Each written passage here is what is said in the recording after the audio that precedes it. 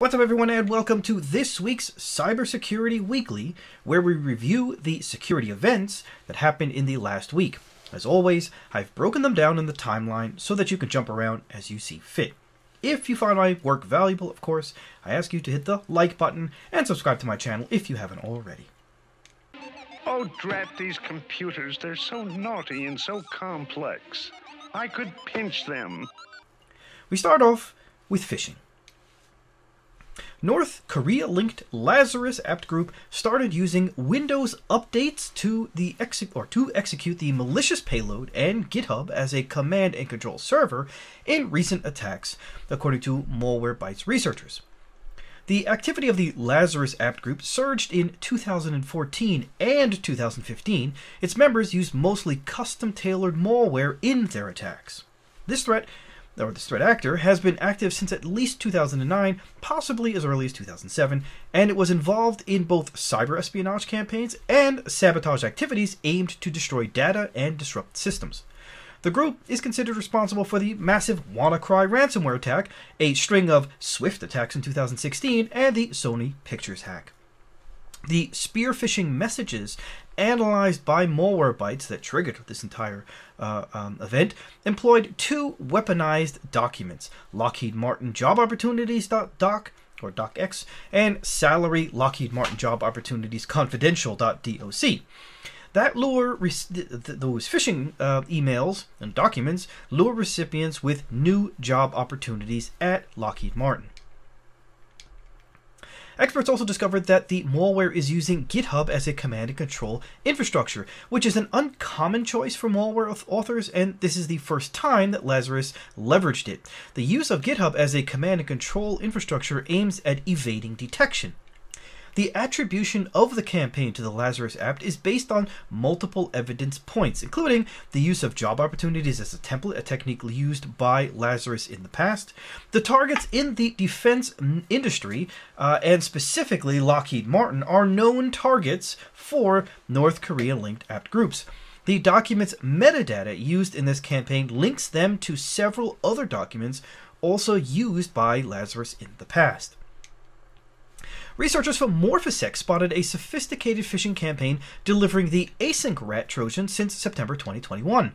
The phishing messages use an HTML attachment disguised in the form of an order confirmation receipt, like receipt digits.html. Experts pointed out that the malware employed has the lowest detection rates as presented through VirusTotal.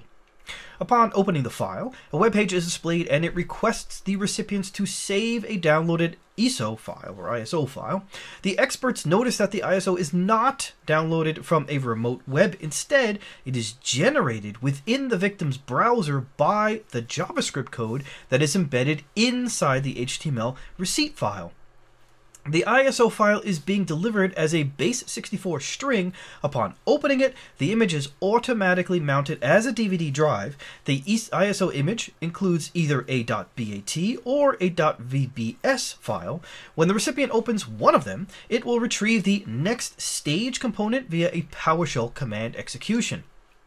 The PowerShell script that is executed allows to establish persistence through scheduled tasks, execute the dropped.vbs file, usually at program data, unpack a base64 encoded and deflate compressed.net module, and inject the .net module payload in memory or dropper.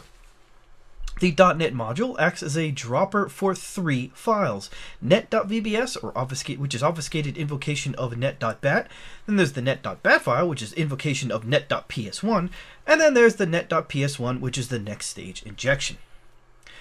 Designed to deliver the final payload, that is the AsyncRAT malware itself, and bypass anti-malware software and set up Windows Defender exclusions. That's the end result.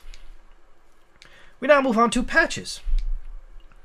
Apple has released security updates to address a couple of zero-day vulnerabilities, one of them being actively exploited in the wild by threat actors to compromise iPhone and Mac devices. One of the zero-day flaws addressed by the IT giant, tracked as CVE 2022-22587, is a memory corruption issue that resides in the IO Mobile frame buffer and affects iOS, iPadOS, and macOS Monterey. The exploitation of this flaw leads to arbitrary code execution with kernel privileges on compromised devices. The company addressed the flaw by improving input validation. The vulnerability impacts iPhone 6s and later, iPad Pro all modules, iPad Air 2 and later, iPad 5th generation and later, as well as iPad Mini 4 and later, and iPod Touch 7th generation. Apple acknowledged an anonymous researcher, Maysam Faraouzi of Ambition, Mercedes-Benz Innovation Lab, and Siddharth Array for having reported this flaw. The second zero-day vulnerability tracked to CVE 2022-22594 is a Safari WebKit issue that impacts iOS and iPadOS. Due to this flaw, a website could track user browsing activity and identities in real time. A cross-origin issue in the IndexedDB API was addressed with improved input validation, reads the advisory. A website may be able to track sensitive user information. This vulnerability impacts iPhone 6s and later, iPad Pro, all models, iPad 2 Air and later, iPad 5th generation and later, iPad Mini 4 and later, and iPad Touch 7th generation. The bug was first reported to Apple by Martin Bajanik of Fingerprint.js on November 28th, and Apple addressed it with the release of iOS 15.3 and iPadOS 15.3 security updates. QNAP forced the firmware update for its network-attached storage devices to protect its customers against the DeadBolt ransomware. DeadBolt ransomware is targeting QNAP NAS devices worldwide. Its operators claim the ability of a zero-day exploit that allows them to encrypt the content of the infected systems.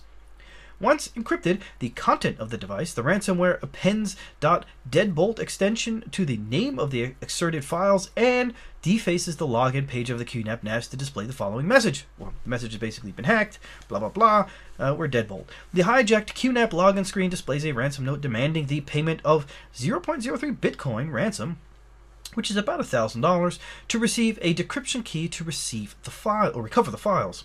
Operators claim a transparent process for the delivery of the decryption key directly to the Bitcoin blockchain. The decryption key is stored directly in the OP_return field of a transaction made by the operators in response to the payment.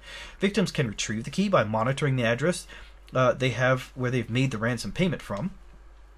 After payment is made, the threat actors claim they will make a follow-up transaction to the same address that includes the decryption key composed of 32 characters, which can be retrieved using the following instructions. And there's a bunch of instructions on how to retrieve it. The ransom note also includes a link titled Important Message for QNAP, which points to a page that offers technical details of the alleged zero-day vulnerability in QNAP NAS devices for 5 Bitcoin, roughly $184,000. Bleepy Computer reported that the ransomware has already encrypted over 3,600 devices, and many users of its Deadbolt supporting forum topic reported that they were able to recover their files by paying the ransom. Searching for encrypted NAS exposed online with Shodan search engine, you could find more than 1,200 devices exposed online having been encrypted. Making similar research with the Census search engine, the number of compromised NAS devices is greater than 4,000. PrinterLogic has released security updates to address 9 vulnerabilities in WebStack and Virtual Appliance. The most severe ones, tracked to CVE 2021-42631, CVE 2021-42635, and CVE 2021-42638, are rated as high-severity flaws with a base CVSS score of 8.1. An attacker can trigger these 3 vulnerabilities to remotely execute arbitrary code on vulnerable systems. CVE 2021-42631 is an object injection flaw. CVE 2021-42635 is a hard-coded ARP_key issue, while CVE 2021-42638 is miscellaneous command injections. PrinterLogic pointed out that most of the installs are not internet-facing. In order to exploit the PrinterLogic WebStack server, attackers would need a privileged network position, such as access through a VPN to another vulnerability in an appliance on the edge. Experts did not disclose the component affected by the vulnerability in order to give customers some time to address the flaws. Researchers noted that the majority of PrinterLogic installations are, again, not directly accessible from the internet. The flaws impact all PrinterLogic WebStack version 19.1.1.13 Service Pack 9 and earlier, and Virtual Appliance versions 20.0.1304 and earlier, when used with macOS or Linux endpoint client software. PrinterLogic addressed the issue with the release of WebStack version 19.1.1.13-Service Pack 10, and no client software updates are required for the virtual appliance. We now move on to attacks, vulnerabilities, and updates. The online store of Segway was compromised as a result of a Magecart attack. Threat actors planted a malicious script to steal credit card data and customer information while visitors were making a purchase. Segway is known for the design of the two-wheeled, self-balancing personal transporter invented by Dean Kamen. The company also produces other human transportation devices. Malwarebytes researchers spotted a web skimmer on Segway's online store, store.segway.com, and linked the attack to Magecart Group 12. Researchers noticed the Segway store was contacting a known skimmer domain, boctstrap.com, which has been active since November and involved in previous Magecart attacks. The store is running the Magento CMS. Threat actors used to compromise them by exploiting vulnerabilities in vulnerable versions of the CMS itself or one of its plugins. The analysis of the URL Scanio data revealed that the site of Segway was compromised at least since January 6th. Attackers added JavaScript to Segway's online store that pretended to display the site's copyright, but that was used to load an external favicon that contained the e-skimming code. Magecart Group 12 group has been active since at least 2019 when it carried out a large-scale operation against OpenCart online systems. Finland's Ministry for Foreign Affairs revealed that the devices of some Finnish diplomats have been compromised with the infamous NSO group's Pegasus spyware. The diplomats were targeted with the popular surveillance software as part of a cyber espionage campaign. According to the statement, threat actors have stolen data from the infected devices belonging to employees working in Finnish missions abroad. The attacks were spotted following an investigation that started in the autumn of 2021. Anyway, according to the government experts, the campaign is no longer active. The announcement pointed out that the data transmitted or stored on diplomats' devices are either public or classified at the lowest level of classified information, which is level 4. Finland's Ministry for Foreign Affairs warns that even if the information is not directly classified, the information itself and its source may be subject to diplomatic confidentiality. In December, Apple warned that the mobile devices of at least 9 U.S. Department of State employees were compromised with NSO Group Pegasus spyware, along with slews of other journalists, etc. around the world. The zero-day exploit broker Zerodium has announced it will pay $400,000 for zero-day remote code execution vulnerabilities in the Microsoft Outlook email client. The company pointed out that the increased payout for this specific vulnerability exploit is temporary, but it did not disclose the deadline for the submissions. The bounty for zero-click RCE exploits for a vulnerability in Microsoft Outlook for Windows jumped from $250,000 to $400,000. A zero-click exploit is a code that could trigger the vulnerability without any user interaction. In the case of Microsoft Outlook for Windows, it is enough to send a message to the email client to trigger the issue. Zerodium is also temporarily offering $250,000 for RCE exploits in Mozilla Thunderbird instead of its original $200,000. The last announcement for temporary bounties is dated March 31st, 2021, when Zerodium announced that it was temporarily tripling the bounty for WordPress RCE exploits. The payouts for WordPress RCEs increased from $100,000 to $300,000, and the offer for that one is still active. Taiwanese electronics manufacturer company Delta Electronics was hit by the Conti ransomware that took place this week. Delta Electronics operates as a contractor for major tech giants such as Apple, Tesla, HP, and Dell. According to the company, the security breach did not impact its operation. It already notified local authorities. The company is restoring its systems after the attack and is investigating the intrusion with the help of course, third-party cybersecurity experts. The company did not reveal details about the attack or the malware family that infected its systems. According to CTWANT, which cited an undisclosed information security company, Delta Electronics was hit by Conti ransomware that asked Delta to pay a $15 million ransom to restore encrypted files and avoid their leak. According to the record, the company has yet to restore most of its systems, and its official websites remain offline. Regan Richard Jayapal, Spider Lab's lead threat architect at Trustwave, has devised a technique to bypass the security feature of Microsoft Outlook and deliver a malicious link to the recipient. We just talked about the bounty and Zerodium. Now we're talking about Spider Lab's lead threat architect coming up with a way to bypass certain Microsoft Outlook security. While investigating a malware campaign, the expert discovered that multiple emails were bypassing a specific email security system. The expert discovered that improper hyperlink translation in Microsoft Outlook for Mac allows complete bypass of email security systems and sending the malicious link to the victim. The issue is a variation of a known vulnerability tracked to CVE 2020-0696 that was addressed in February of 2020. Abusing the issue, an attacker on Outlook for Mac can create a legitimate link, http://trustwave.com, that is hyperlinked with file/malicious link, and send it to the target recipient. The email is delivered on the victim's Microsoft Outlook for Windows as file/trustwave.com. Upon clicking on the link, the file.trustwave.com translates to the malicious link. The attack was initially demonstrated using Outlook with the Safe Links feature enabled. Successive tests confirmed it was also effective to bypass multiple email security systems. Microsoft has addressed the vulnerabilities on client side. Security patches are automatically installed in Outlook by default. The Senate of Puerto Rico announced this week that it was hit by a major cyber attack that disabled its internet provider, phone system, and official online page. Local and federal authorities are investigating the attack. According to Senate President Jose Luis Dalmau, there is no evidence that threat actors were able to access sensitive information belonging to employees, contractors, or consultants. This isn't the first time that Puerto Rico was hit by a cyber attack in recent years. In March 2021, Puerto Rico Electric Power Authority, PREPA, power utility, confirmed earlier this week that it has been hacked, or last year, that it was hacked over the weekend.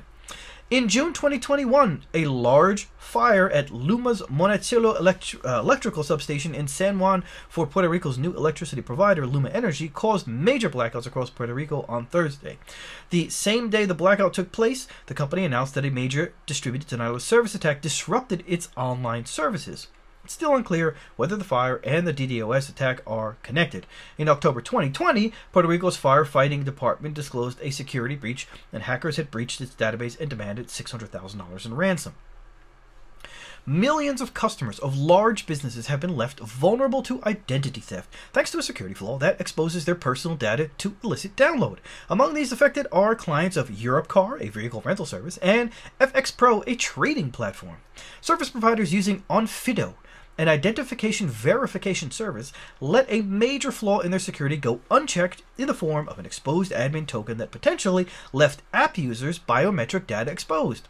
Using this safety gap, threat actors could have downloaded personally identifiable information, including copies of client-submitted IDs, passports, and driver's licenses. On December 19th, Mikhail Tunch, a security researcher, discovered a front-end application programming interface token in several mobile apps used by millions of customers worldwide.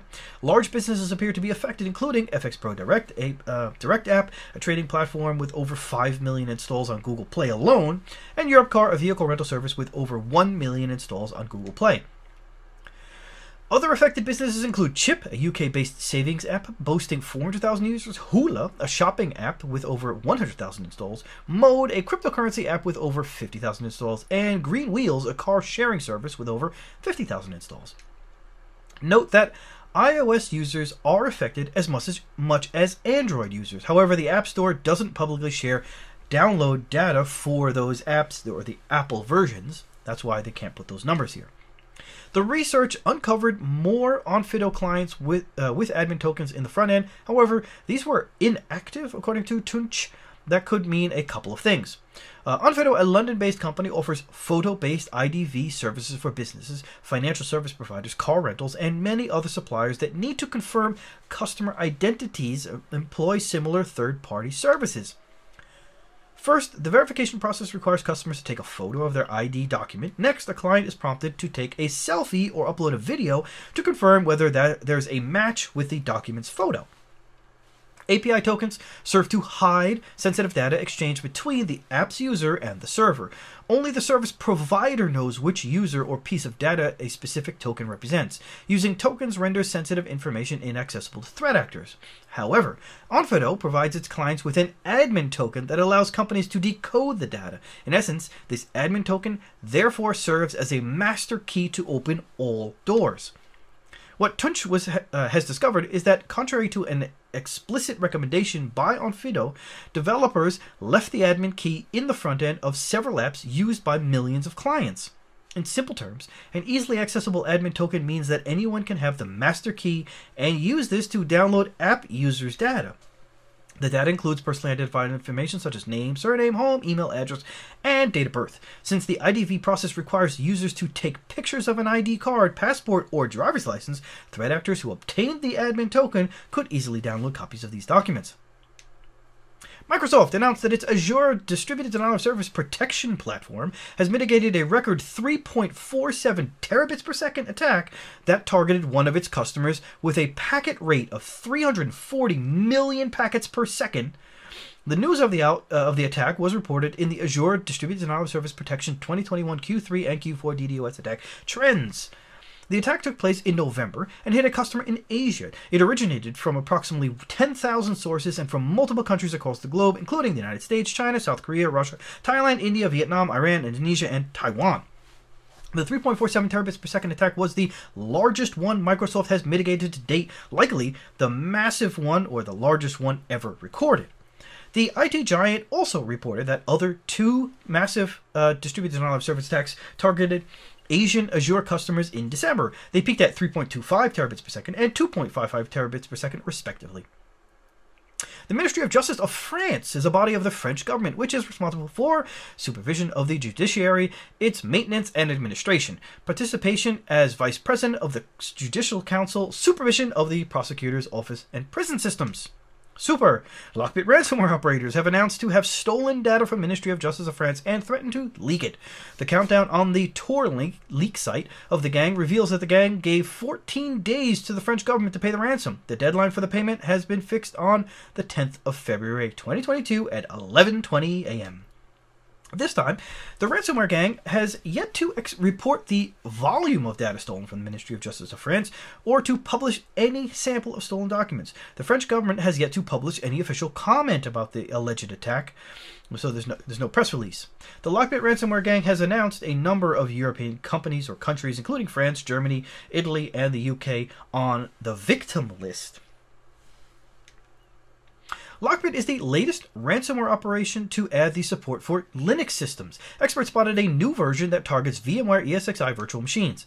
The move aims at expanding the audience of potential targets, including all the organizations that are migrating to virtualization environments. The Lockbit operations are advertising a new Linux version that targets VMware ESXi virtual machines since October 2021. According to Trend Micro, an announcement for Lockbit Linux ESXi Locker version 1.0 was advertising the Linux version in the underground forum RAMP since October.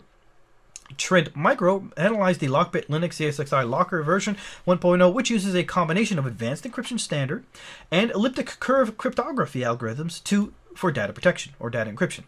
This version is able to gather the following information from the infected systems: processor information, volumes in the system, virtual machines, total files, total VMs, encrypted files, encrypted VMs, total encrypted size, time spent for encryption. Lockbit ransomware operations is the last in order of time to add the support for Linux encryptions. Other gangs that already implemented it in the past are Hello Kitty, Black Banner, REvil, Avoslocker, and the Hive ransomware operations. DeadBolt ransomware is targeting QNAP NAS devices worldwide. We already saw this story earlier when we talked about QNAP forcing updates to customer systems. Once encrypted the content of the devices, the ransomware appends .deadbolt extension to the name of the exerted files and defaces the login page of the QNAP NAS to display a message telling you to pay, blah blah blah. The hijacked QNAP login screen displays a ransom note demanding the payment of these 0.03 bitcoins ransom to receive the decryption key. Operators claim a transparent process for the delivery of the decryption key. We've already heard this. The decryption key is stored directly in the actual OP return field in the transaction made with Bitcoin. We've already heard that as well. After payment is made, the threat actors claim they will make a follow-up transaction, which they do in most cases, which can be retrieved using the instructions provided.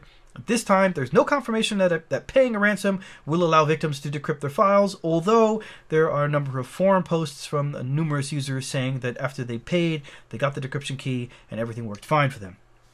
The ransom note also includes a link titled Important Message for QNAP, which points to a page to get a sort of a universal fix or documentation of this zero-day vulnerability in exchange for $184,000. They are also offering for sale the QNAP, the master decryption key, for 50 bitcoins. Okay, so the description of the vulnerability for 5 bitcoins, master decryption key for 50 bitcoins, which could allow all the victims of this ransomware family to decrypt their files. QNAP continues to be privileged target for cybercriminals. Recently, a new wave of QLocker ransomware was observed targeting QNAP NAS devices worldwide in December 2021. Another wave of AsyncRAT ransomware targets or attacks started targeting QNAP network attached storage devices. The maintainers of the Rust programming language have released a security update for a high-severity vulnerability tracked to CVE 2022-21658. An attacker can trigger the vulnerability to delete files and directories from a vulnerable system. The vulnerability affects Rust 1.0.0 through Rust 1.58.0. It was addressed with the release of Rust version 1.58.1 shipped last week. The attacker, with an unprivileged access to a system that wants to delete a system directory called sensitive, for which he doesn't have the permissions to do so, he could find a privileged program that removes a directory he has access to, called temp. Create a symlink from temp/foo to sensitive/ and wait for the privileged program to delete foo. The privileged program could follow the symlink from temp/foo to sensitive while recursively deleting, resulting in sensitive being deleted. The advisory states that std:/fs remove directory all already includes protection against recursively deleting symlinks, but they are not correctly implemented. In a classic supply chain attack, threat actors planted a backdoor in dozens of WordPress plugins and themes hosted in a developer's website. The attack took place in the first half of September 2021. The attackers compromised 40 themes and 53 plugins belonging to AccessPress themes. The issue has been tracked as CVE 2021-24867. The researchers also spotted another variant of the backdoor directly embedded in the /theme/plugins functions.php file. This variant is likely an older version of the malware and uses the same mechanism, with piecing together the payload from 8 cookies. The list of themes and versions compromised by the attack, including SportsMag, Storyville, FastStore, Bingle, Blogger, and AccessBuddy, can be found through AccessPress's website. AccessPress Themes has yet to provide updates for any of these components, and they have been removed from the WordPress.org repository. That's why you kind of have to go to the AccessPress website. VMware urges customers to patch critical Log4j security vulnerabilities impacting Internet-exposed VMware Horizon servers targeted in ongoing attacks. Searching for Internet-exposed VMware Horizon servers with Shodan, we can find tens of thousands of installs potentially exposed to the attacks. This month, the Night Sky ransomware operation started exploiting the Log4Shell flaw CVE 2021-44228 in the Log4j library to gain access to VMware Horizon systems. In early January, threat actors started targeting VMware Horizon systems exposed on the internet. VMware has addressed Log4Shell in Horizon with the release of 2.1111, 7.13.1, and 7.10.3 versions, but unfortunately, many unpatched systems are still exposed online. Recently, Microsoft posted a warning about a new campaign from a China-based actor. It tracks as dev0401 to exploit the Log4Shell vulnerability on VMware Horizon systems exposed on the internet and deploy Night Sky ransomware. The security team at the UK National Health Service also announced to have spotted threat actors exploiting the Log4Shell vulnerability to hack VMware Horizon servers and install web shells. The attack likely consists of a reconnaissance phase where the attacker uses the Java naming and directory interface via Log4Shell payloads to call back to malicious infrastructure. Once a weakness has been identified, the attack then uses a lightweight directory access protocol to retrieve and execute a malicious Java class file that injects a web shell into the VM Blast Secure Gateway service. Once installed a web shell, or once the web shell is installed, threat actors can use it to carry out a broad range of malicious activities such as deploying data exfiltration or deployment of ransomware.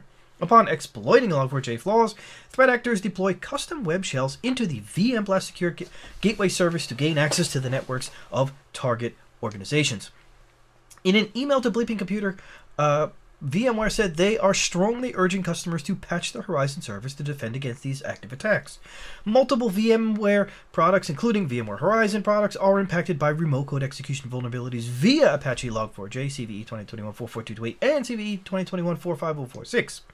Recently, the Dutch National Cybersecurity Center warned organizations to remain vigilant on possible attacks exploiting the Log4j vulnerability. According to the Dutch agency, threat actors, the NSCS will continue to attempt to exploit the Log4j flaw in future attacks.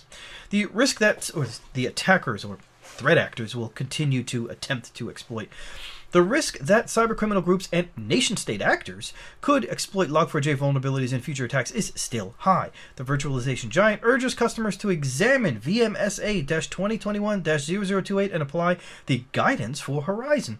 VMware published a dedicated guidance to VMware Horizon customers regarding Log4j. An attacker can exploit a vulnerability in PolKit's PXX execute EXE component tracked as CVE 2021-40344 that affects all major Linux distributions to gain full root privileges on the system. The good news is that this issue is not remotely exploitable, but if an attacker can log in as an unprivileged user, it can allow to gain root privileges. The flaw, dubbed PwnKit, was introduced more than 12 years ago, May 2009. Since the initial commit of PKEXEC, this means that all the versions are affected. PolKit, formerly PolicyKit, is a component used to control system-wide privileges in Unix-like operating systems. It allows non-privileged processes to communicate with privileged processes. PolKit also allows to execute commands with elevated privileges using the command PKEXEC, followed by the command intended to be executed with root permission. Researchers from Qualys research team have discovered a memory corruption vulnerability in SUID root program PolKit. This vulnerability is an attacker's dream come true, explained Qualys. PKEXEC is installed by default on all major Linux distributions. They exploited Ubuntu, Debian, Fedora, CentOS, and other distributions are probably also exploitable. PKEXEC is vulnerable since its creation, meaning since May 2009. Commit C8C3D83, add a PKEXEC1 command. Any unprivileged local user can exploit this vulnerability to obtain full root privileges. Although this vulnerability is technically a memory corruption, it is exploitable instantly, reliably, in an architecture-independent way. And it is exploitable even if the PolKit daemon itself is not running. Experts pointed out that it is very easy to exploit the flaw. While Qualys doesn't plan to release a proof of concept for this issue, other experts are already working on releasing it. Bleeping Computer reported that a working exploit was publicly released less than 3 hours after Qualys published the technical details for PwnKit. Bleeping Computer has compiled and tested the available exploit, which proved to be reliable as it gave root privileges on the system on all attempts. Major Linux distros are expected to release updated PKEXEC packages as soon as possible. Some of them have already done it at the time of the writing of this article. Researchers from ESET have spotted an undocumented macOS backdoor dubbed Dazzle Spy that was employed in watering hole attacks aimed at politically active individuals in Hong Kong.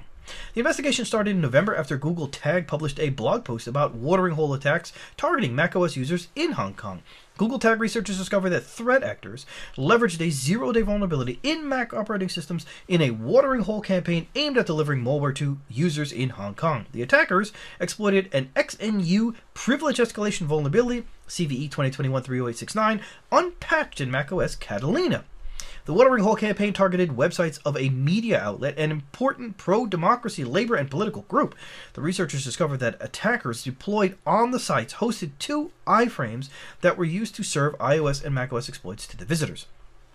The experts believe that the attack was orchestrated by a nation-state actor, but did not attribute the campaign to a specific apt group. ESET also attributed the attacks to an actor with strong technical capabilities. According to Felix Amy from Segway.io, One of the sites used by threat actors in the attacks was a fake website targeting Hong Kong activists. Researchers also found the legitimate website of Hong Kong pro-democracy radio station D100 that was compromised to distribute the same exploit before the Google tag report. Once exploited, the WebKit RCE threat actors executed the second state MAC-O binary that exploits the local kernel privilege escalation issue, CV 2021-30869, to run the next stage malware as a root user. After gaining root, the downloaded payload is loaded and executed in the background on the victim's machine via launchtl. In the attacks reached by Google, the final payload was tracked as MACMA, while in attacks documented by ESET, threat actors employed the Dazzle Spy backdoor. Dazzle Spy supports a broad range of features that provide attackers a large set of functionalities to control and exfiltrate files from a compromised computer, harvesting system information, executing arbitrary shell commands, dumping iCloud keychain using CVE 2019-8526 exploit if the macOS version is lower than 10.14.4, starting a terminating a remote screen session, deleting itself from the machine. Threat actors are actively exploiting a critical flaw tracked as CVE 2021-20038 in SonicWall's secure mobile access gateways addressed by the vendor in December. The vulnerability is an unauthenticated stack-based buffer overflow that was reported by Jacob Baines, lead security researcher at Rapid7. The CVE 2021-20038 vulnerability impacts SMA 100 series appliances, including SMA 200, 210, 400, 410, and 500V, even when the web application firewall is enabled. A remote attacker can exploit the vulnerability to execute arbitrary code as the nobody user in compromised SonicWall appliances. In early December, security vendor SonicWall urged customers using SMA 100 series appliances to apply security patches that address multiple security vulnerabilities, some of which have been rated as critical. The most severe vulnerabilities addressed by SonicWall are two critical stack-based overflow vulnerabilities tracked as CVE 2021-20038 and CVE 2021-20045, respectively. A remote attacker can trigger the two vulnerabilities to potentially execute as the nobody user in compromised appliances.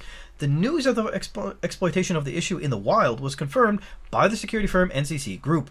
Experts also warned of some password spraying attacks attempting to compromise devices using default passwords. The attacks spotted by the researchers don't seem to be the result of a massive coordinated attack. Some threat actors are only opportunistic attempts to trigger the flaw.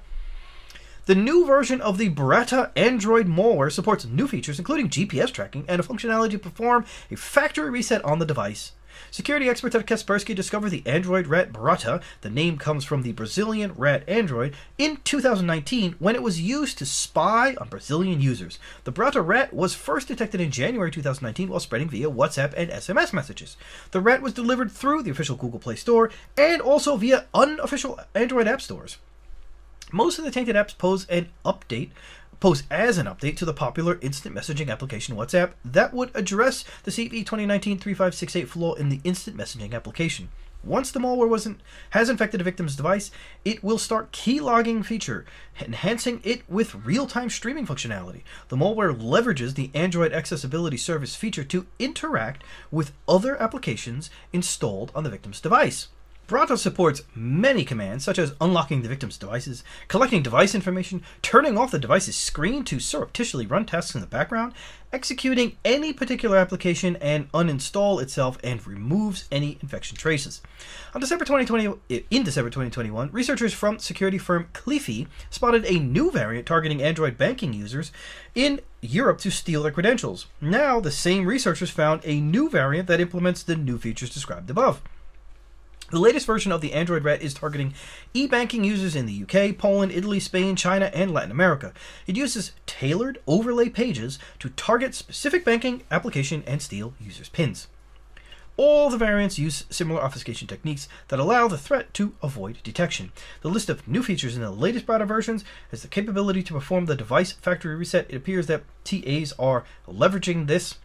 actors are leveraging this feature to erase any trace right after an unauthorized wire transfer attempt. GPS tracking capability to use multiple communication channels, HTTP and TCP, between the device and the command and control server to keep a persistent connection, as well as the capability to continuously monitor the victim's bank application through VNC and keylogging techniques.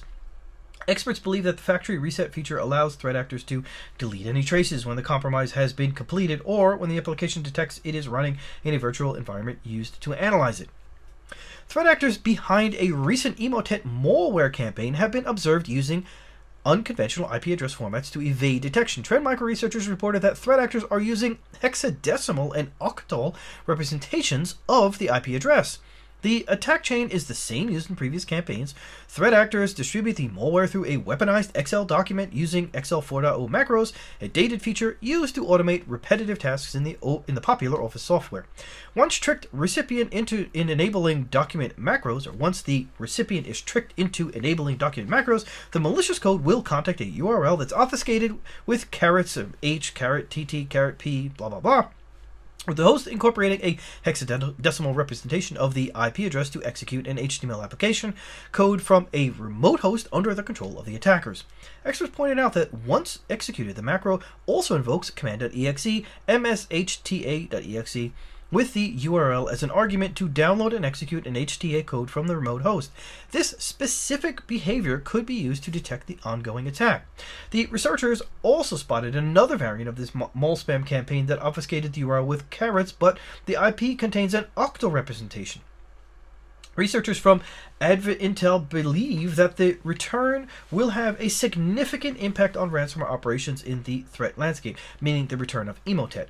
Likely the largest threat ecosystem shift in 2021 and beyond due to three reasons: Emotet's unmatched continuous loader capabilities, the correlation between these capabilities and the demand of the contemporary cybercrime market, and the return of the TrickBot Emotet ransomware triad resulting from the first 2 points.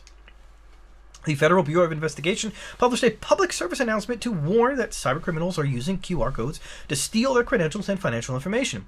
QR codes are widely adopted by businesses to facilitate payment. In a classic use case, a business provides customers with a QR code directing them to a site where they can make a payment. Crooks can replace the QR code with a tampered one and hijack the sender's payment. Unaware people that scan the QR codes are redirected to malicious websites that are crafted to steal login and financial information. Malicious websites could also deliver malware on the victim's devices or hijack their payments to accounts under their control. The FBI announcement includes tips to protect people from such kinds of attacks. Feds recommend checking the URL obtained by scanning a QR code to make sure it is the intended site and looks authentic. Threat actors could use a malicious domain name that is similar to the intended URL, but with typos or a misplaced letter. We now move on to other security news. The Federal Communications Commission has revoked the license for China Unicom Americas over serious national security concerns. China Unicom is the world's 6th largest mobile service provider by subscriber base. The telecom company is a foreign subsidiary of Chinese state-owned telecom company China Unicom that operated in tens of countries. The Chinese telecom company was banned from providing telecommunications services within the United States. According to the FCC's order, the Chinese company has to stop providing its services in the U.S. within 60 days. The FCC's order speculates that Chinese telco's conduct threatens the level of trust that the Commission and other U.S. government agencies required for critical infrastructure operators such as telecommunications carriers. In February 2008, the U.S. authorities dismantled the global cybercrime organization tracked as InFraud organization, which was involved in stealing and selling credit card and personal identity data. The Justice Department announced indictments for 36 people charged with being part of a crime ring. The group has been active since 2010 and was created in Ukraine by Svyatoslav Bondarenko. According to the experts, the activities of the gang caused $530 million in losses. Bondarenko remained at large, but Russian co-founder Sergei Medvedev was arrested by the authorities in 2018. Most of the members of the gang were arrested in the U.S. The remaining members came from Australia, Britain, France, Italy, Kosovo, and Serbia. The indicted leaders of the organization included people from the United States, France, Britain, Egypt, Pakistan, Kosovo, Serbia, Bangladesh, Canada, and Australia. The motto of the InFraud organization was, "In fraud we trust." It has a primary role in the criminal ecosystem as a premier one-stop shop for cyber criminals worldwide, explained Deputy Assistant Attorney General David Rybicki. The InFraud organization used a number of websites to commercialize the data. It implemented a classic and efficient e-commerce for the stolen card and personal data, implementing also a rating and feedback system and an escrow service for payments in digital currencies like Bitcoin. Last week, Russian authorities arrested Andrei Sergeyevich Novak, an alleged leader of the gang. According to the TASS media agency, other three individuals, Kirill Samokutyaev, Konstantin Vladimirovich Bergman, and Mark Avramovich Bergman, are under house arrest. Russia's FSB and law enforcement have detained 4 members of the in-fraud organization hacking group, names I just mentioned. Its purported founder, Andrei Novak, is wanted in the U.S. on the accusations of cybercrime. As a source in law enforcement told TASS, Novak was arrested while 3 other purported hackers are under a house arrest. The UK's National Cybersecurity Centre is urging organizations to improve their cybersecurity posture due to the imminent risk of destructive cyber attacks from Russian state-sponsored threat actors after recent attacks against Ukrainian entities. The NSCS is investigating recent cyber attacks against entities in Ukraine, making parallelism with other attacks previously attributed to Moscow, such as NotPetya 2017 and cyber attacks against Georgia. While the tension between Ukraine and Russia is rising, the risks of cyber attacks against European and U.S. entities is increasing. NSCS's guidance encourages organizations to perform the following actions to increase the resilience to cyber attacks: in patching systems, improve access controls and enabling multi-factor authentication, implement an effective incident response plan, check that backups and restore mechanisms are working, ensure that online defenses are working as expected, and keep up to date with the latest threat mitigation information. All things you can do on my channel, by the way. The Bundesamt für Verfassungsschutz, BFV, Federal Domestic Intelligence Agency, warns of ongoing attacks coordinated by the China-linked APT27 group. The Federal Office of the Protection of the Constitution, BFV, has information about an ongoing cyber espionage campaign by the cyberattack group APT27 using the malware variant Hyperbro against German commercial companies, reads the advisory published by the German intelligence. The APT27 group, aka Emissary Panda, TG3390, Bronze Union, and Lucky Mouse, has been active since 2010. It targeted organizations worldwide, including U.S. defense contractors, financial service firms, and a national data center in Central Asia. The group was involved in a cyber espionage campaign aimed at new generation weapons and in surveillance activities on dissidents and other civilian groups. APT27 has been exploiting vulnerabilities in Microsoft Exchange and in the Zoho Ad Self-Service Plus One software since March 2021. The cyber espionage group leverages both readily available tools and custom malware in their operations. Many tools are available for years, but in recent attacks, their code was updated. German intelligence warns of Chinese nation-state actors targeting commercial organizations with Hyperbro remote access Trojans. The attacks aim at stealing sensitive data from the victims and attempt to launch supply chain attacks targeting their customers. Hyperbro is a custom in-memory backdoor used by the APT27 group to maintain persistence on the victims' networks. The German intelligence experts believe that the threat actors will continue to target the German economy. For this reason, they shared indicators of compromise and Yara rules to help defenders in protecting their networks from this threat. With that, I say thanks again for watching. Don't forget to share and subscribe if you haven't already, and smash the bell if you haven't already, and I'll see you on the next episode. Take care.